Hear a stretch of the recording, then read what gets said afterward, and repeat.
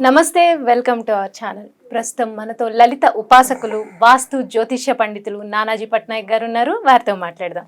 నమస్తే గురుగారు. శ్రీమాత్రే నమః. గురుగారు, నేను చాలా మంది ఇళ్లలో కానీ చాలా చోట్ల వర్క్ ప్లేస్లలో కానీ చూస్తూ ఉంటాము. లక్ష్మీ ఆకర్షణ యంత్రాలు, లేకపోతే లక్ష్మీ కుబేర యంత్రాలు, ఆకర్షణ యంత్రాలు, నరఘోష యంత్రాలు, నరదృష్టి, 1-2 కాదు, చాలా రకాల యంత్రాలు పెట్టుకుంటారు. పెట్టుకోవడం తప్పేం లేదు, వాళ్ళ నమ్మకాలు పెట్టుకుంటారు. అవి కొన్ని సంవత్సరాల పాటు అలా వదిలేస్తారండి. అంటే పెట్టేమా, అయిపోయింది మన పని అంతే. ఇంకా దానికి ఏమీ ఒక ధూప దీపాలు కానీ ఇంకేమీ చూపించారు. ఇచ్చేటప్పుడు వాళ్ళు చెప్పే ఉంటారు, ఇలా చేసుకోండి అని చెప్తారు. వీళ్ళు ఏదో వారం చేస్తారు, నెల చేస్తారు, 2 నెలలు చేస్తారు. అఫ్ కోర్స్ నేనైనా అంతే. అదేమి మళ్ళా దినవారీ కార్యక్రమాల్లో ఇవి పక్కన పెట్టేస్తాం. సో అలా పెట్టేసి వీధి గుమ్మం ముందు కూడా చాలా మంది చాలా యంత్రాలు పెడుతూ ఉంటారు. పెట్టేసి వదిలేస్తే అసలు ఇవి ఎంతకాలం పాటు మనకు ఆ పాజిటివ్ వైబ్రేషన్స్ ఎంతకాలం పాటు, ఇంతకాలం టైం పీరియడ్ ఏమైనా ఉంటుందా? పెట్టిన తర్వాత అలా వదిలేయడం కొన్ని సంవత్సరాలు మంచిదా కాదా? ఒకటేనమ్మా, సింపుల్ ఏం లేదు. ఇప్పుడు మీరు ఎన్ని లక్షలు పెట్టి ఓ ఫోన్ కొన్నా, ₹1,00,000 ఫోన్ కామన్ అయిపోయింది. అవునండి, కామన్. వెన్ కొన్నా మీరు ఇంటికి తీసుకెళ్ళి వాడిన తర్వాత రోజు దాన్ని రీఛార్జ్ చేయాలి. అంతే కదా, ఖచ్చితంగా. మన బాడీకి కూడా రీఛార్జ్ అవసరం. ఎట్లా నైట్ పూట కాసేపు నిద్రపోతున్నాం, లేదా ఎక్సర్సైజ్ చేసుకున్నాం, ఫుడ్ తీసుకుంటున్నాం, వాటర్ తీసుకుంటున్నాం కదా. అలాగే యంత్రం అంటే అదేదో ఒక రాగిరేగితో చేసింది కాదు. అందులో దేవతా స్వరూపాలు ఉంటాయి. అష్టభైరవులు, అష్టమాతృకులు, దేవతా స్వరూపాలు, బీజాక్షరాలతో దాన్ని ప్రాణ ప్రతిష్టలాగా ప్రాణం పోస్తారు వాటికి. అంటే ఏదో మనం మార్కెట్లో ఇవాళ రేపు తెలియక జరుగుతున్న విషయం ఏంటంటే, మార్కెట్లో ఏదో యంత్రం దొరికింది తీసుకొచ్చి ఇంట్లో పెట్టేసుకుంటాం. అలా పెట్టేసుకుంటే పని చేయదు అది. దానికి ప్రత్యేకంగా మేము, అంటే నాకు తెలిసిన వాళ్ళు ఉన్నారు, వాళ్ళతో ఎప్పుడైనా కావాలంటే ఎవరికైనా రేర్ అది కూడా వాళ్ళు రెగ్యులర్గా పూజ చేసుకుంటారంటేనే చేసిస్తుంటాము. అయితే ఆ యంత్రం కూడా ఎట్లా ఉంటుందంటే, మనకి చాలా స్పష్టంగా లక్ష్మీ యంత్రం అంటే లక్ష్మీదేవి బొమ్మ ఉంటుంది మధ్యలో ఉంటూ, చుట్టూ ఆ యొక్క ఎవరైతే మాతృకలు ఉంటారో వాళ్ళకి సంబంధించి ఉంటూ, దాన్ని ఆవాహనం చేసి ధాన్యావాసము, పుష్పావాసము, జలావాసం అని చెప్పి చేస్తారు. చేసి ఇన్ని రోజులు జపం అని ఉంటుంది. జప సంబంధించినటువంటి దాన్ని దారపోస్తారు. దాన్ని మళ్ళీ ఇచ్చేటప్పుడు దానికంటూ దాన్ని ఎలా చేయాలి పూజా విధానం. ఇప్పుడు జస్ట్ మనం ఒక ఫోన్ తీసుకుంటేనే దీనికి రీఛార్జ్ పాయింట్ ఎక్కడ పెట్టాలని దీనికి ఒక మెనూ ఇస్తాడు వాడు, ఎట్లా వాడాలని. అవునండి, ఇస్తాడు కదా. అలాగే దాన్ని స్పష్టంగా గనక ఎవరైతే దాన్ని తీసుకొని చాలా భక్తి శ్రద్ధలతో రోజు గనక చేయగలిగితే యంత్రానికి గొప్ప శక్తి ఉంటుంది. ఎలా అంటే ఆఖరికి ఇప్పుడు చూడండి, అమ్మవారు ఉన్నారు, లలిత అమ్మవారు ఉన్నారు కదా. లలిత అమ్మవారు బండాసురుడితో యుద్ధం చేసేటప్పుడు అమ్మవారి దగ్గర ఉండే శక్తి శాన ఉంది. ఆ శక్తి శానను ఆపే దానికి ఒక యంత్రం వేస్తాడు. ఎవరు? బండాసురుడు. బండాసురుడు యొక్క తమ్ముడు ఉంటాడు, విశుక్రుడు, విషంగుడు అని 2 తమ్ముళ్ళు బండాసురుడు. వీళ్ళందరూ విజృంభించేస్తున్నారు అసలు మన సేనల మీద, ఇది ఎట్లాగైనా ఆపాలి అని. అప్పుడు ఏం చేస్తారంటే వాళ్ళు విఘ్నశిలా యంత్రం అని ఉంటుంది. దాన్ని ఆ యుద్ధం జరుగుతున్నటువంటిది అగ్ని ప్రాకారం ఉంటుందమ్మా. అక్కడ అగ్ని ప్రాకారం పైనుంచి విసిరేస్తాడు. విసిరేయగానే అవతల వాళ్ళకి ఏమవుతుందంటే, ఇది ఒకప్పుడు పూర్వం రాజులు కూడా దీన్ని పాటించేవారట. అంటే ఎలా అంటే, అవతల రాజ్యానికి ఏం యుద్ధం చేస్తాం అనే ఒక ఫీలింగ్ తేడానికి. అంటే ఏంటి, నీకు ఉత్సాహాన్ని ఇచ్చేది ఉంటుంది యంత్రంలోని, నీకు నిరుత్సాహాన్ని ఇచ్చేటువంటి భావన కూడా ఇస్తుంది. అలా ఎప్పుడైతే విశుక్రుడు, విషంగుల్లో ఒక తమ్ముడు ఎవరైతే ఆ యంత్రాన్ని వేసాడో, అందరి శక్తిశానులు అందరికీ ఏమైపోతుందంటే, ఏం యుద్ధం చేస్తాం, అలా యుద్ధం చేస్తే క్రెడిట్ ఎవరికి, వెళ్తే బండాసుడికి, లేకపోతే లలిత అమ్మవారికి, మనమే యుద్ధం చేస్తాం, మనకెందుకు అనే ఒక దీనిలోకి వెళ్ళిపోతారు. కానీ ఈ శక్తిశానులు నడపడానికి ఉండేటువంటి ఆ శక్తి అంటే అమ్మవారి అనే విషయం మర్చిపోతారు. అప్పుడు వారాహి అమ్మవారు, శ్యామల అమ్మవారు వచ్చి లేవండి ఏంటంటే ఇలా కూర్చుని పేరు యుద్ధం చేయండి అంటే, ఏం యుద్ధము, ఎవరి కోసం యుద్ధం చేయాలి అంటూ ఉంటారు వీళ్ళు. అప్పుడు వెళ్ళి చెప్తారు, ఈ వారాహి అమ్మ, లలిత అమ్మవారికి చెప్తారు. చెప్పినప్పుడు నాకు తెలుసులే ఏమైందో అని అయ్యవారి వైపు చూసినప్పుడు, కామేశ్వర ముఖాలోక కల్పిత శ్రీ గణేశ్వర అంటే ఇద్దరి ముఖంలో నవ్వు నుంచి పుట్టినవాడు గణపతి. పుట్టినప్పుడు అమ్మాయి ఏం చేయాలంటే, ఎవడో ఏదో పెట్టాడు రతి అంటే వెళ్ళి ఒక గుద్దుతో ఆ యంత్రం విచ్ఛిన్నం అయిపోతుంది. అప్పుడు అందరికీ మళ్ళీ అయ్యో ఏంటి ఇలా కూర్చుని పదండి అని వెళ్తారు. అంటే ఏమిటి, ఒక యంత్రానికి అంత శక్తి ఉంటుంది సరైన పద్ధతిలో కనుక చేయగలిగితే. ఒక లక్ష్మీ యంత్రం ఉంది, మీరు సరైన పద్ధతిలో దాన్ని చేసి రోజు ఆరాధించగలిగితే, మీ జన్మజాతకంలో దోషం ఉంది, అసలు లక్ష్మీ ప్రాప్తి లేదు, ఖచ్చితంగా ఈ యంత్రం నుంచి వచ్చే శక్తి ద్వారా మీకు వస్తుంది. అర్థమైందమ్మా?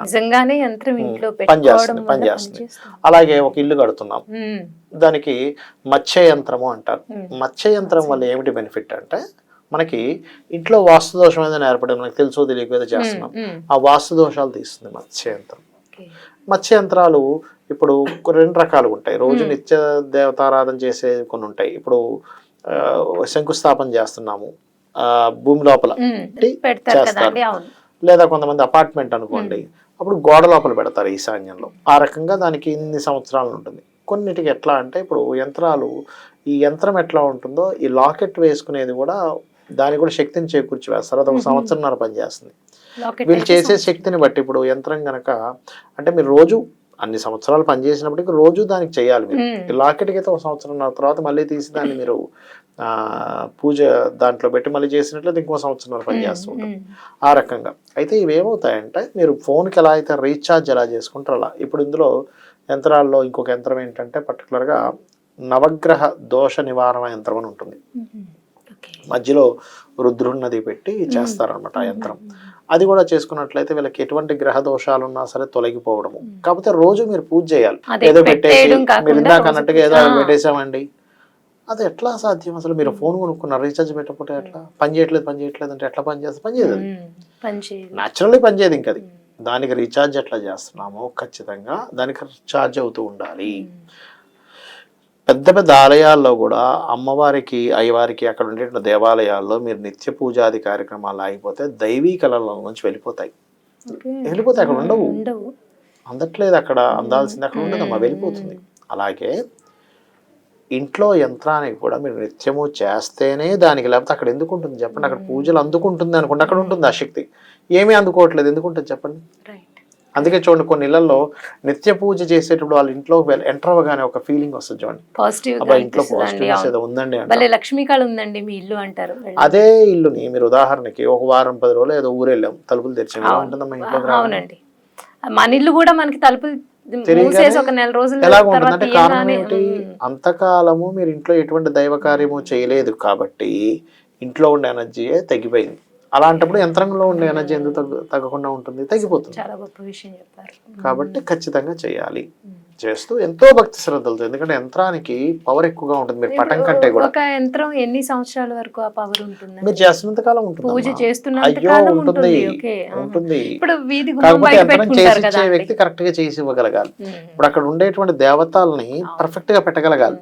ఏదో దేవతలను పెట్టేశాం ఏదో నడిచిపోతుందంటే కుదరదు. ఎవరు ఇస్తే వాళ్ళది కాకుండా కొంచెం దీంట్లో జ్ఞానం, దీని మీద నిష్టగా దాన్ని అమ్మవారిని ఆవాహనం చేసే వ్యక్తి, ఆ బీజాక్షరాలు సరిగ్గా ఏవేవి ఎక్కడ రావాలో చూసుకొని దానికి సంబంధించిన వాసాలు ఏవి చేయాలి అవి చేసినటువంటి వ్యక్తికి అయితే మనకి పనిచేస్తుంది, కరెక్ట్గా పనిచేస్తుంది. కాకపోతే అది ఇవ్వడం ఒక ఎత్తు, మీరు తీసుకోవడం ఒక ఎత్తు, మీరు తీసుకున్న తర్వాత చేయడం ఒక ఎత్తు. ఇప్పుడు ఒక హైర్ చేసుకున్నాం ఒక న్యూట్రిషన్ని, ఆయన చెప్పింది మనం పాటించకపోతే అంతే కదా, ఏం ఆరోగ్యం బాగుంటుంది? డాక్టర్ అండి, మా ఇంట్లోనే ఇప్పుడు డాక్టర్ ఉంటారండి, డాక్టర్ చెప్పింది నువ్వు చేయకపోతే, డాక్టర్లు పని చేయట్లేదు అంటే ఎట్లా?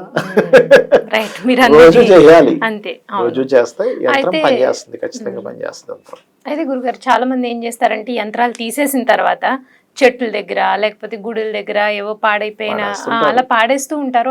అది మంచిదేనా? అలా ఇప్పుడు ఒకటేనమ్మా, వాళ్ళు వాడట్లేదంటే అందులో దైవ శక్తి లేదు. సో ఎక్కడ పెట్టేసినా పర్వాలేదు, గుళ్ళోని చెట్ల దగ్గర పెట్టేసినా పోయేదేం లేదు. అక్కడ ఇక్కడ ఏమీ లేదు, చాలా సింపుల్. ఒక శక్తిని నువ్వు ఆరాధించేటప్పుడు ఆ శక్తి నీకు ఒక ఫలితాన్ని ఇస్తుంది. నువ్వు శక్తిని ఆరాధించట్లేదు, ఆ శక్తిని ఇంకా ఫలితాన్ని ఇవ్వదు. సింపుల్. ఫోన్ తీసుకున్నప్పుడు ఆ ఫోన్ నువ్వు రీఛార్జ్ చేస్తూ రిపేర్ చేసుకుంటూ దానికి ఏదైనా ప్రాబ్లం వస్తే దానివల్ల నీకు కొంత యూజ్ ఉంటుంది, లేకపోతే ఉండదు. సింపుల్. దానికి ఏమి అదేం మిమ్మల్ని శపించడం ఏమి ఉండదు అక్కడ, దాని ఫలితం అది ఇవ్వదు అంతే. ఇప్పుడు వీధిలో పెట్టుకుని వీధి గుమ్మం ఎంట్రన్స్ ముందు పెట్టుకుంటారు కదండి చాలా మంది, దానికి కూడా కంపల్సరీ దీపము ఏదో ఒకటి చూపించాలి కదండి? చూపించాలి, ఖచ్చితంగా చూపించాలి. అంటే ఉట్టి ధూపం దీపం చూపించడం కాదు, పంచోపచార పూజ చేయాలి యంత్రానికి. కొన్ని లెక్కలు ఉంటాయి, ఒక యంత్రానికి ఏం చేయాలనేటువంటిది ఒక సిస్టమ్ ఉంది దానికి. ఆ సిస్టమ్ పరంగా మీరు కనుక యంత్రానికి పూజ చేయగలిగితే, మామూలు పటానికి పూజ చేయడం వేరే, యంత్రానికి పూజ చేయడం వేరు. ఎందుకంటే బీజాక్షరాలు దానికంటూ ఒక డిజైనింగ్ ఒక యంత్రం వేసింది అంటే ఆ యంత్రం ఆ రకంగా మీకు పనిచేయడం మొదలు పెడుతుంది. మోస్ట్ పవర్ఫుల్ యంత్రం అనేటువంటిది. ఇంట్లో కొన్ని అంటుముట్లు కలగకుండా చూసుకోగలగాలి యంత్రానికి. అదే విధంగా ఇప్పుడు ఇంట్లో స్త్రీలు బయట చేరారు, అప్పుడు చేయడం కుదరట్లేదు. చాలా మందికి చాలా తెలియని విషయాలు చాలా చక్కగా వివరించారు. ధన్యవాదాలు గురుగారు. శ్రీమాత్రే నమః.